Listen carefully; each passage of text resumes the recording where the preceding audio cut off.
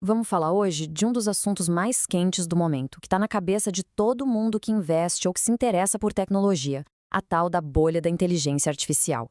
E a pergunta de US$ 1 milhão é essa, né? Será que a gente está vendo a história se repetir? Essa loucura toda com o IA é só um replay da bolha da internet lá do fim dos anos 90?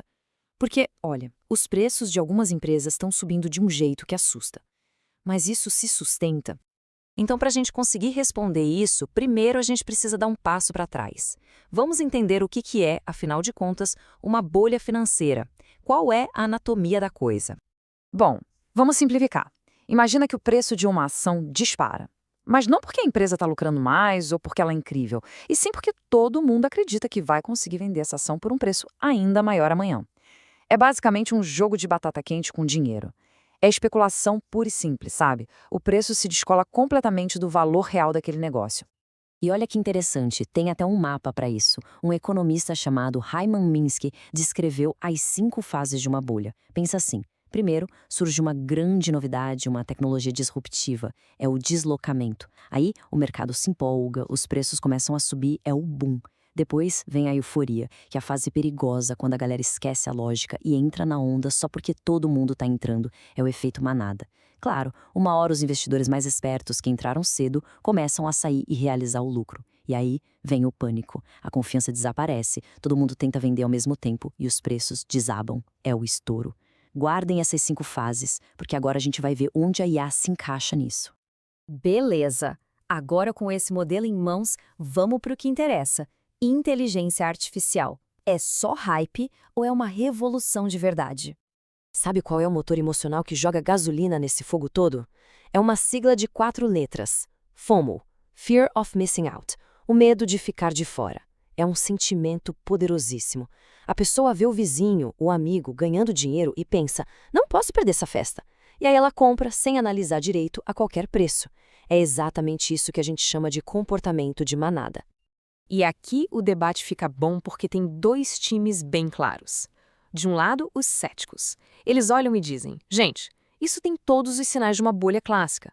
Os preços estão absurdos, o fumo está comendo solto e o dinheiro está todo concentrado em meia dúzia de empresas. Mas aí vem o time dos otimistas, que rebate dizendo: calma, dessa vez é diferente. Eles mostram empresas como a Nvidia, que está tendo lucros reais, lucros gigantescos, e argumentam que a IA não é uma modinha, é uma mudança estrutural, tipo quando inventaram a eletricidade ou a própria internet.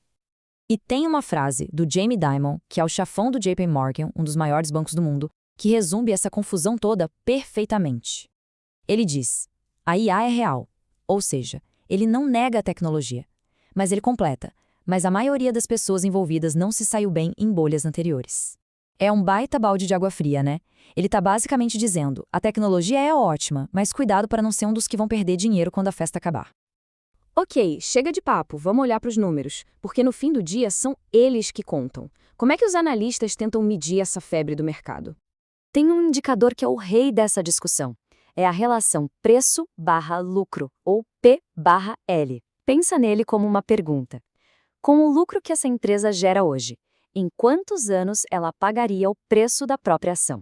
Historicamente, um número considerado normal, saudável, fica ali entre 15 e 20 anos, ou seja, um PL de 15 a 20 vezes. Ok, agora olha só esse número: 57. 57 vezes. Esse é mais ou menos o PL da Nvidia, a empresa que está no epicentro de tudo isso. É quase o triplo da média histórica. E o que isso quer dizer? Quer dizer que o mercado está apostando num crescimento futuro que não é só bom, tem que ser espetacular, fora da curva, para justificar pagar tão caro hoje. Para qualquer analista, isso acende um sinal de alerta gigante. Tá, mas e aí? E se a casa cair? Se essa bolha estourar? Quem é que paga a conta? É importante entender que o tombo não seria igual para todo mundo. Existe uma hierarquia de risco.